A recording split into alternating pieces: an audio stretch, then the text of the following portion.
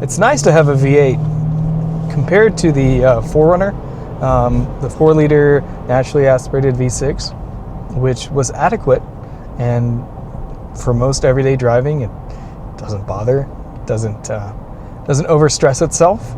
But I think this being essentially the same car as the 4Runner, but having a V8 and getting virtually the same gas mileage, I feel like sometimes it's a no-brainer to get the V8 because it feels like you have just torque on tap that you need.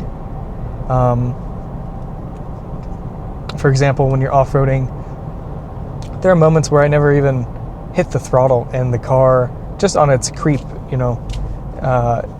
just crept up certain obstacles and certain things, and especially in 4-low, it was just very adequate. It could handle itself, it could handle the weight, and I think when you're modifying the car and adding a bunch of extra weight, especially bumpers, rear bumpers, skid plates, all the luggage in the car, I think a V8 goes a long way, and especially when you have a better gearing ratio in the rear that makes this vehicle a little bit more suited for towing, a little bit more capable than the 4Runner.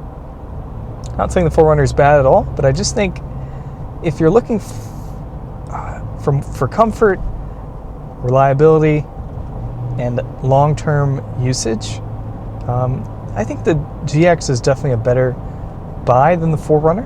But there are many things about the 4Runner that I miss, especially the looks, and it has a certain cool factor, and it has like these cool off-road buttons up here. Here I just have the basic downhill assist control and just 4-low pretty much, and a center lock. That's pretty much what you get with this vehicle, and I don't know. I mean, it suits it, but I think, I don't know, V8's kind of nice. I just like the, I don't know, the sound of it. And especially paired with this KDSS suspension, this car, I feel like, has a sporty vibe to it that the 4Runner without the KDSS doesn't have. GX really doesn't have to stress itself too much. It's not the most powerful V8 in the game. I think it would be cool if this had the 5.7 V8, but I think maybe the car is a little too small for that big of an engine. But yeah, man, this car is good, and it's smooth, refined, it's comfortable, and when you're on the highway, you're doing, at 80 miles per hour, you're doing no more than 2,000 RPM. I remember when I was doing 80 miles per hour in the 4Runner, I would be almost up to 3,000 RPM, depending on the altitude, especially when I was in Utah. Certain altitudes up there, the car struggled quite a lot. This vehicle, for some reason, when I'm road tripping, kind of at night, that last leg of the journey when I'm road tripping, where you're kind of in that locked in tunnel vision mode, maybe the last 2 or 3 hours, and it's nighttime, the roads are just silky smooth.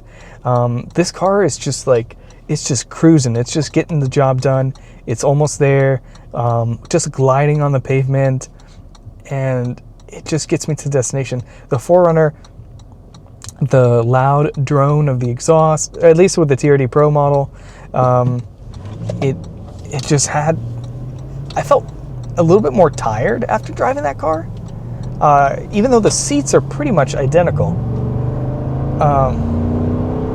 But I don't know. This car is no slouch, and especially even with all the weight, it can push itself just fine. It doesn't need to. I guess the grill's a little bit. I don't know. It's a little bit ostentatious sometimes in the front, but for the most part, I mean, this car doesn't really need to prove itself too much. It's a little bit more understated than some of its rivals, I believe. It's definitely more subdued than the 4Runner in some aspects, in terms of the fact that it's kind of like a sleeper 4x4, is because maybe you wouldn't expect it to be as capable. I remember I got out of a trail once in Michigan, and some Ford Excursion and somebody else, they said, oh, I didn't expect that to come out of the trail. So it's kind of nice. This kind of has that little underdog, little appeal to it. It's nice. It's very unique. I don't know. People like it. I like it. I just wish, I had certain features that the 4Runner had, but man, when you're talking about the V8, it makes a difference. I think it makes a difference, especially if you're getting identical gas mileage and range. I'm still getting 290 miles to a tank. 4Runner, longest time I had it in Utah, I always got 290 miles to a tank, and I was putting regular fuel in it. This one I have to put premium just because I think you have to respect the car and the engine. But for the most part, dude, I'm just putting regular gas, and this car hauls ass. I'm putting premium in this car. It hauls ass. It's doing good, and it's not a good daily driver, but in terms of gas mileage, that's why I got the ES. But when you're doing road trips and things like that, you're gonna love the V8 over the 4Runner, especially when that 4Runner only having 5 gears. The 6th gear really makes a big difference. Maybe, and I think that makes up for the gas mileage. Like that, it kind of balances and gives things a little bit of an equilibrium between the two. So, yeah, I don't know. If you're deciding between a 5th gen 4Runner or a GX when you're trying to, maybe you're not too happy with the newer turbo models of the 4Runners and Tacomas and things like that, and you want to go back to a naturally aspirated, I think you might actually find some cheaper GX models than a 4Runner, because 4Runners have a very good resale value, especially a TRD Pro model or a TRD off-road model.